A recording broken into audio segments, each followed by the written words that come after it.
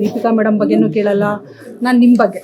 ಯಾಕಂದ್ರೆ ನೀವು ನನ್ನ ಬಗ್ಗೆ ಎಲ್ಲ ಸಿನಿಮಾ ಬಗ್ಗೆ ಇಲ್ಲ, ಫಸ್ಟ್ ನೀವು ನಮ್ಗೆ ಇನ್ಸ್ಪಿರೇಷನ್. ಯಾಕಂದ್ರೆ ನೀವು ಸ್ಫೂರ್ತಿ ನಮ್ಗೆ. ಯಾಕಂದ್ರೆ ಈಗ ಸಾರು ಬೇಜಾನ್ ಮಾಡಿದ್ದಾರೆ, ಏನ್ ನಿಮ್ಗೆ ಅವಶ್ಯಕತೆ ಇಲ್ಲ, ಏನ್ ಮಾಡ್ಕೊಳ್ಳೋದಕ್ಕೂ ಏನು ಬೇಡವೇ ಬೇಡ. ಆದ್ರೂ ಈ ವಯಸ್ಸಲ್ಲಿ ಏನಾದ್ರೂ ಒಂದು ಹೆಣ್ಮಕ್ಳುಗಳಿಗೆ ಒಂದು ಚಾಲೆಂಜ್ ಆಗಿ ನಿಂತ್ಕೊಂಡು ಒಂದು ಹೆಣ್ಮಕ್ಳು ಫಿಲಮ್ ಫಸ್ಟ್ ಪ್ರೊಡ್ಯೂಸ್ ಮಾಡಿದ್ದೀರಾ, ನೆಕ್ಸ್ಟ್ ಇದು ಘಾಟಿ ಸಿನಿಮಾ ತಗೊಳ್ತಾ ಇದ್ದೀರಾ, ಇದ್ರ ಬಗ್ಗೆ ನಿಮ್ಮ ಅನಿಸಿಕೆಗಳೇನು?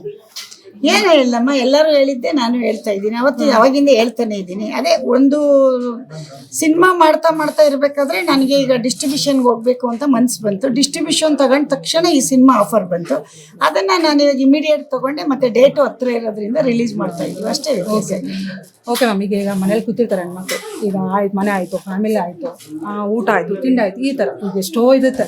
ಆದರೂ ನೀವು ಈ ಏಜಲ್ಲಿ ಆ್ಯಕ್ಟಿವ್ ಆಗಿ ಇಷ್ಟು ಫೈರ್ ಬ್ರ್ಯಾಂಡ್ ಆಗಿ ಎಷ್ಟು ಆ್ಯಕ್ಟಿವ್ ಆಗಿದ್ದೀರಾ ಅಂದರೆ, ನೀವು ನೋಡ್ತಿದ್ರೆ ನಾವು ಇದೇ ಥರ ಆಗಬೇಕು ಅನ್ನೋ ಆಸೆ ಆಗುತ್ತೆ. ಈಗ ನೋಡಿ, ನಾನು ಎಲ್ಲರೂ ಅಯ್ಯೋ ಇಷ್ಟೊಂದು ಜನ ಇದ್ದಾರೆ, ಹೆಂಗಪ್ಪ ತೊಗೊಳೋದು ಅಂತ ಹೊರಟ್ಬೇಡ ಅಂದ್ಕೊಂಡೆ. ಬಟ್ ಇಲ್ಲ, ನೀವು ಇಂಟ್ರೂ ತೊಗೊಳ್ಳೇಬೇಕು ಅಂದ್ಕೊಂಡು ಕಾದು ಕೂತಿದ್ದೀನಿ.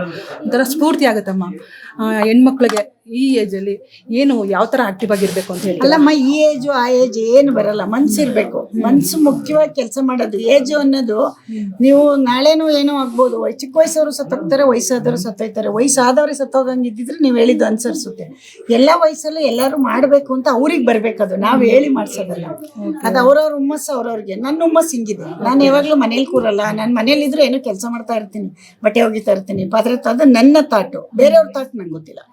ಅದು ನನ್ನ ಖುಷಿಗೆ ನಾನು ಮಾಡೋದು. ನನಗೆ ಕೆಲಸ ಮಾಡಿದರೆ ಖುಷಿ, ನಾನು ಆ್ಯಕ್ಟಿವ್ ಆಗಿದ್ದರೆ ಖುಷಿ. ಅದಕ್ಕೆ ನಾನೇನು ಮಾಡಲಮ್ಮ, ಇನ್ನೊಬ್ರದ್ದು ಕಟ್ಕೊಂಡು. ಅಲ್ಲ, ಹೆಣ್ಮಕ್ಳಿಗೊಂದು ನೀವು ಒಂದು ಸ್ಫೂರ್ತಿ. ನಮ್ಮ ಹೆಣ್ಮಕ್ಳು ಯಾವಾಗಲೂ ಏನೋ ಒಂದು ಮಾಡಿದರೆ ಮನೆಯವ್ರಿಗೂ ಹೆಲ್ಪ್ ಆಗುತ್ತೆ, ನಮಗೂ ಹೆಲ್ಪ್ ಆಗುತ್ತೆ, ಅವ್ರಿಗೂ. ಮಾಡಬಾರ್ದು ಅಂತ ಯಾರೂ ಹೇಳಿಲ್ಲ. ಮಾಡಿದ್ರೆ ನೀನು ಮನೇಲೇ ಕುತ್ಕೊಂಡು ಮಾಡ್ಬೋದಮ್ಮ, ಆಚೆ ಬಂದು ಮಾಡಬೇಕು ಅಂತಿಲ್ಲ. ನೀನು ಇವತ್ತು ಬತ್ತಿ ವಸ್ತು ದುಡ್ಡು ಮಾಡ್ತಾವ್ರೆ ಲೇಡೀಸು, ಆಮೇಲೆ ಹಪ್ಳ ಮಾಡ್ತಾರೆ, ಎಲ್ಲ ಇದೆ. ನಿನ್ಗೆ ಅದು ಚಿಕ್ಕ ಕೆಲಸ ದೊಡ್ಡ ಕೆಲಸ ಅಂತಲ್ಲ. ಎಲ್ಲರೂ ಪ್ರೊಡ್ಯೂಸರೇ ಆಗಬೇಕು. ನಾನು ಇವತ್ತು ಪ್ರೊಡ್ಯೂಸರು. ನಾನು ಟೈಲರಿಂಗ್ ಮಾಡಿದ್ದೀನಮ್ಮ ಅವತ್ತಿನ ಕಾಲದಲ್ಲಿ, ಸುಮ್ಮನೆ ಕೂತಿರ್ಲಿಲ್ಲ. ಹಿಂಗೆ ಎಲ್ಲ ಹಂತವಾಗಿ ಎಲ್ಲರೂ ಮಾಡಬೇಕು. ದುಡ್ಡು ಬಂದಾಗ ಇನ್ನೊಂದು ದೊಡ್ಡದು ಮಾಡಿದ್ವಿ. ಪ್ರೊಡ್ಯೂಸ್ ಮಾಡೋಕ್ಕೆ ದುಡ್ಡು ಬೇಕು. ದುಡ್ಡು ಬಂದ್ಮೇಲೆ ಪ್ರೊಡ್ಯೂಸರ್ ಆಗಿದ್ದೀನಿ. ಹಂಗಂದ್ಬಿಟ್ಟು ಹೆಣ್ಮಕ್ಳಿಗೆ ಏನು ಹಪ್ಳ ಮಾಡಿದ್ರು ದುಡ್ಡು ಬರುತ್ತೆ ಕೂತ್ಕೊಂಡು. ಇವತ್ತು ಹೇಳಿ ಹೆಣ್ಮಕ್ಳಿಗೆ ತುಂಬ ಆಪ್ಷನ್ ಇದೆಯಮ್ಮ, ಮೊದಲಂಗಿಲ್ಲ. ಹೌದು. ಫಸ್ಟ್ ಈಗ ನೀವು ಪ್ರೊಡ್ಯೂಸ್ ಮಾಡಿದ್ರೆ ನೆಕ್ಸ್ಟ್ ವಿತರಕರಾಗಿದ್ದೀರಾ, ನೆಕ್ಸ್ಟ್ ಏನು ಮಾಡ್ತೀರಮ್ಮ? ನೆಕ್ಸ್ಟ್ ಏನು ಅಲ್ಲ, ಇನ್ನೇನಮ್ಮ ಮಾಡೋದು? ಇದನ್ನೇ ಚೆನ್ನಾಗಿ ಸಿನಿಮಾಗಳು, ಒಳ್ಳೊಳ್ಳೆ ಸಿನಿಮಾ ಕೊಡೋಣ, ಒಳ್ಳೊಳ್ಳೆ ಕೆಲಸಗಳು ಮಾಡೋಣ. ಇದನ್ನೇ ಜಾಸ್ತಿ ಇದೆ, ಇದೇ ದೊಡ್ಡದು. ಇದರಲ್ಲೇ ಆಪ್ಷನ್ ಬೇರೆ ಬೇರೆ ಸಿನಿಮಾಗಳು, ಹಿಂದಿ, ತಮಿಳು, ತೆಲುಗು, ಕನ್ನಡ, ಆಮೇಲೆ ನಮ್ಮ ಸಿನಿಮಾ ಅಲ್ಲಿ ಕಳಿಸೋದು ಎಲ್ಲ ಮಾಡಬೇಕು ನಾವು. ನಮಗೆ ಚೆನ್ನಾಗಿ ಅವ್ರು ತೊಗೊಂಡಾಗ ಅವ್ರು ನಮಗೆ ತೊಗೊಂಡು ಅಲ್ಲಿ ನೋಡ್ತಾರೆ, ಆ ಥರ ಅಷ್ಟೇ.